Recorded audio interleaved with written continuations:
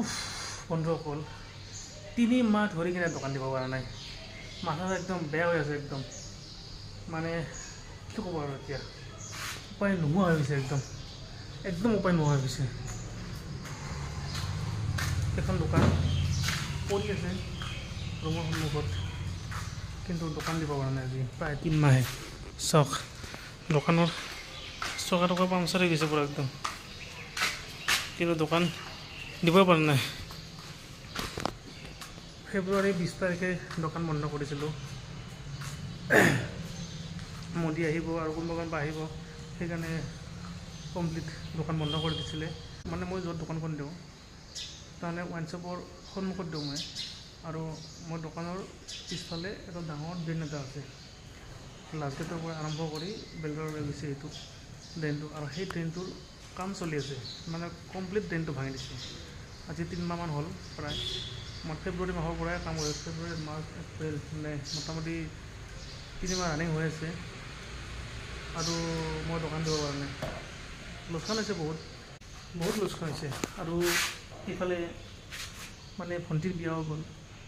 আৰু ভণ্টিৰ বিয়াতো বহুত টকা পইচা খৰচা হ'ল সেইকাৰণে মাথা বেয়া হৈ আছে আৰু ভাগ্য ভাল বন্ধুসকল মই এই দোকানখনৰ ওপৰত ডিপেণ্ডেণ্ট নহয় কাৰণ মই এটা সৰু সুৰা কামো কৰোঁ মই সেইকাৰণেহে বাচিলোঁ যদি এই দোকানৰ ওপৰত যদি ভৰসা কৰি চলি থাকিলোঁ গুৱাহাটীত তেতিয়াহ'লে কি হ'ল হয় ভাবি চাওক এই 3 মাহ মোক কোনে চলালে হয় আৰু বন্ধুসকল এই ড্ৰেইনটো ভাঙি দিয়াৰ কাৰণে বহুত সৰু দোকানৰ মানে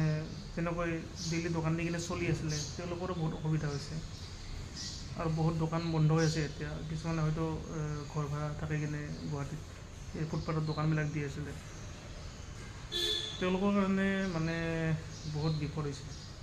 কেনেকৈ চলিব তেওঁলোকে আৰু 3 মাহ ধৰি কিনে এনেকুৱা প্ৰব্লেম হৈ আছে এইখিনি এৰিয়াত মোৰ যিহেতু এটা কাম আছে আৰু তাৰ পৰা অলপমান দৰমহা পাওঁ সেইটোতে চলিব পাৰিছোঁ কিন্তু দোকানখনৰ ওপৰত ভৰসা কৰি থকা যোনবিলাক মানুহ আছিলে তেওঁলোকৰ কি অৱস্থা হৈছে মই তাকে ভাবি আছোঁ আৰু 1 মাহমান লাগিব কিজানি এই কামখিনি মানে আৰু এতিয়া ঈদ আহি আছে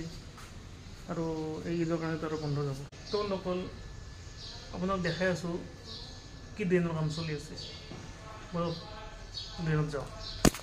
আৰু বন্ধুসকলে যে ড্ৰেইনটো দেখিছে তাতে সন্মুখত যে পোষ্টৰ খুঁটা এটা পৰি আছে সেইখিনিতে মই দোকানখন লগাওঁ আৰু তাৰ পিছফালে ৱাইন শ্বপৰ অফিচটো আৰু চাওক এইফালে গোটেই ৰাস্তাটো তাৰমানে এনেকুৱা খালী কৰি থৈ দিছে আৰু মানুহ ভয়ো লাগে কেতিয়া কি বিপদ হৈ পৰে সেইকাৰণে দিব পৰা নাই বহুতৰ অসুবিধা হৈ আছে তো সোনকাল কৰিলে ভাল হয় মানে কি যে হ'ব কাম কৰিলে সোনকালে কামবিলাক কৰিব লাগে আৰু মানে যদি এনেকৈ কামবিলাক থৈ দিয়ে এতিয়া বাৰিষা সময় আহি আছে গুৱাহাটীত কিমান মানুহ ড্ৰেইনত পৰি মৰি গ'ল যদি এনেকৈ খোলাবিলাক থৈ দিয়ে তেতিয়াহ'লে কাৰ কেতিয়া কি বিপদ আহে ক'ব নোৱাৰে তো এইখিনি আছিল বন্ধুসকল এটা সৰু ভিডিঅ' তো কেনেকুৱা পালে জনাব